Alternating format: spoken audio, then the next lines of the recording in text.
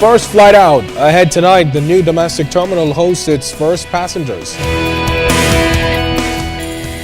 Curbing Cuban detention, the new procedures that could help eliminate a political power play.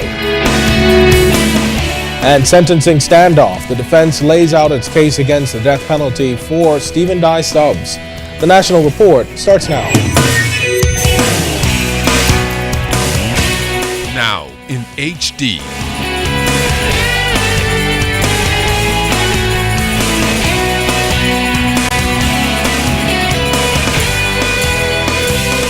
ZNS Network presents The Bahamas Tonight.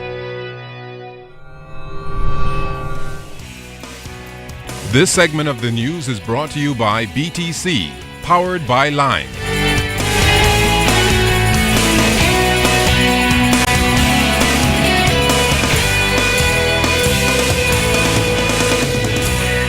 Good evening, everyone. I'm Keishla Adderley. And I'm Kendino Knowles. Thanks for joining us. Topping the news tonight, when routine immigrant detention mushroomed into political fallout between the government and Cuban protesters charging alleged abuse at the detention center was being cloaked, the feud threatened to cripple tourism and the country's human rights reputation. But an agreement signed today between the two countries seeks to avert the extended stay of Cuban migrants. Foreign Affairs Minister Fred Mitchell says the agreement, already in the works when those series of protests began, will go a long way in resolving the repatriation challenges facing both countries.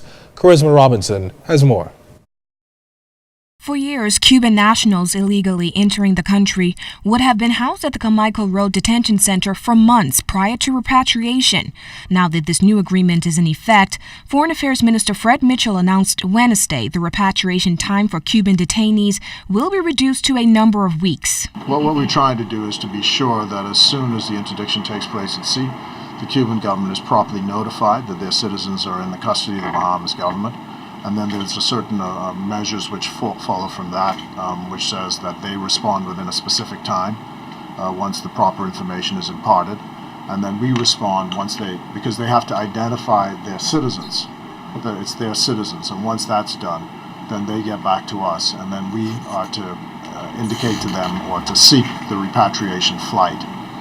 And there are timelines imposed on both sides. Minister Mitchell said compared to our neighbors to the south, where they are dealing with thousands of Cuban migrants, the situation is not so much a financial burden on the government, but a political issue. It is unacceptable to have people in a detention center for long periods of time in a kind of no man's land. And so we're hoping that this eliminates that.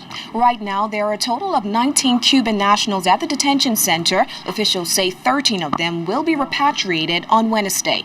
A memorandum of understanding was signed between both countries on migration issues in 1996, and the protocol was signed 2 years later. And now, in 2013, after 17 years and 15 years, in the first case and the second one, we decided we have a different situation in the war, and it's the good moment to update our procedures regarding the repatriation process and also the memorandum of understanding. The Cuban ambassador says that this agreement shows that there is a good direct line of communication between both governments when it comes to bilateral relations. Charisma Robinson, ZNS Network News. It was out with the old and in with the new today as the official transition to the new domestic terminal at the Lynden Pinling International Airport took place. Hundreds were expected to christen the more modern, aesthetically pleasing and comfortable facility officially commissioned last week. This morning, our Janine Noel Ferguson was aboard a Bahamas Air flight with some excited travelers.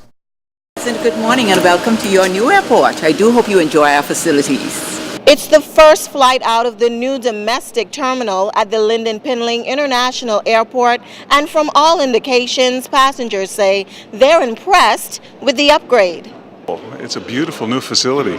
That and the new road, and you guys ought to be very proud of your airport. It's a major step up, and I'm so happy to be alive in these days and time and proud to see that we have an airport of this quality here. It's flowing well. It appears to be more organized than the past. And it's beautiful all around. was a vast difference from the old facilities, which, according to some, left much to be desired. At the new terminal, there's a quick check-in process with the new baggage system, then off through security and a ride up the escalator to the new sitting lounge until the flight is called. Passengers are then directed down a flight of stairs to the gates for an extended walk to the plane, and from then on, it's high flying. Passengers disembarked in Freeport, and it was a quick turnaround for passengers coming in from the second city, who were the first to experience the new arrival terminal. It was all smiles now that there is a working baggage carousel for domestic travelers. I wasn't expecting to come into this today, but first impression, I'm blown away. I'm in and out of the airport frequently, and what I've seen so far, I love it. Absolutely fantastic, more modern, which we really, really needed. The bell actually works, so that's one great thing about it already.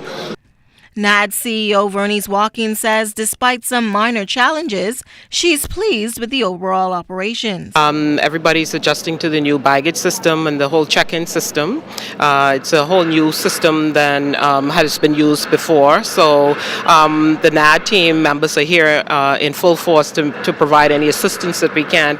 Now, other domestic carriers are also in the new terminal. Initially, they expressed concern about the fee increases, but Watkins says that issue has since been resolved following negotiations. All carriers who operated from the old terminal have signed leases, but Pineapple Air proprietor Mike Carey says they will still have to pass on that cost to their passenger. Definitely is a cost in the new terminal. We realize that. And they have been working with us, so we're kind of happy with that.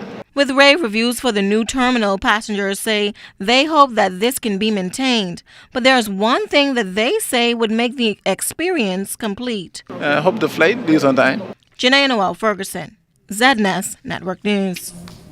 While the aviation sector is undergoing some reform, the move comes as the Federal Aviation Authority, in a recent audit, gave the Bahamas an A-grade rating of maintaining its Category 1 status.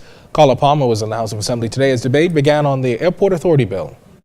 The Airport Authority bill being debated in the House of Assembly will allow for the transfer of the Marsh Harbor Airport's assets to the Airport Authority, which will have responsibility for its day-to-day operations, and so maintenance, ground handling, fire rescue, security services, and granting of leases to vendors will be some of the key responsibilities of the Airport Authority. Minister of Transport and Aviation, the Honorable Glenys Hannah Martin, says ultimately it's the government's intention to have all of its 28 owned airports managed and operated by the Airport Authority. The reform underway, and to which this amendment relates, is the separation of various aviation functions to create a higher standard of accountability, greater efficiency, and more transparency.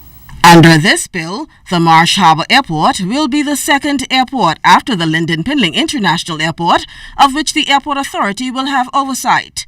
Minister Hannah Martin says it's the beginning of a much larger, more fundamental aviation reform in the country. As standards evolve and new mandates relative to security and safety become more effective, which require the investment of more and more resources, even more strains and demands are placed upon the public treasury. Resources which right now compete with other critical public services, such as schools and hospitals and other infrastructure and public services. Our existing aviation model, therefore, Mr. Speaker, I submit, and I think the facts show, is no longer viable, neither practically nor economically. And we are presented today with a most compelling case for reform.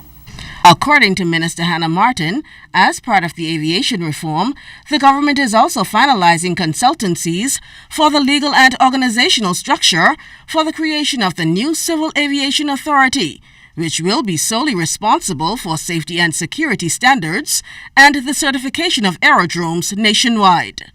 There will also be a review of the fee structures for these various functions, which will cause the authority, the Civil Aviation Authority, to be self-sustaining and not a charge on the public purse. Minister Hannah Martin says the new structural reforms are tied to an Inter-American Development Bank policy-based loan, a loan which includes the acquisition of a new $14 million radar to be installed by December 2014 and the hire of 10 additional air traffic controllers for the Linden Pinling International Airport. Reporting for ZNS Network News, I'm Carla Palmer.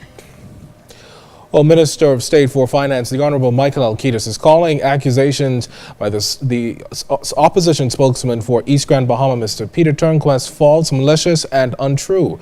Minister Alcides took time reading into the House records of Parliament today a two-day itinerary of a high-level Caribbean forum held in Trinidad last year, September 2nd and 3rd, which he attended.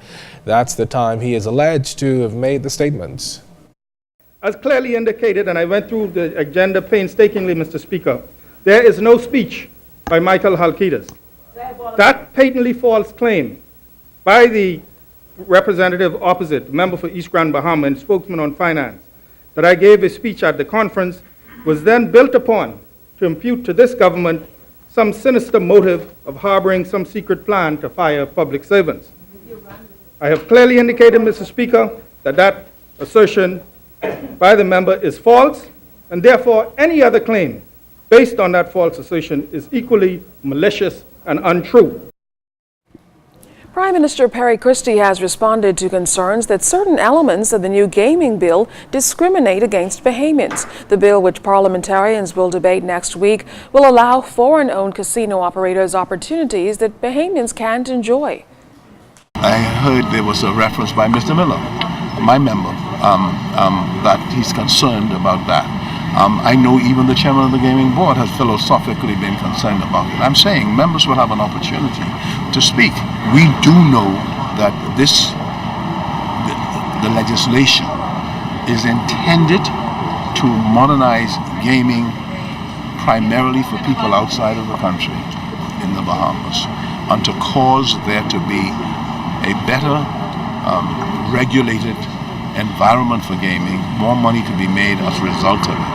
The issue of discrimination will come up, and I'm saying right now it exists, and we will deal with it. For example, if I'm sitting in there and all the members of Parliament get up, or the great majority of them get up and say, we are against this, what do you expect me to do?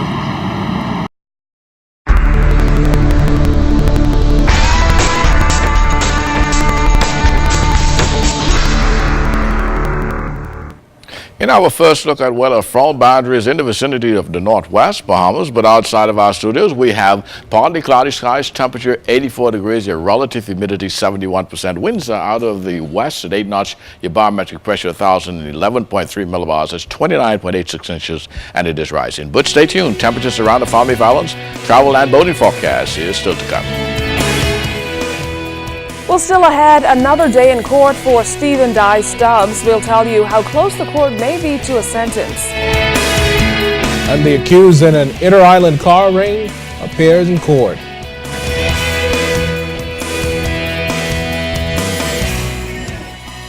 This portion of the news is brought to you by Shell Helix Ultra. Performance you can see.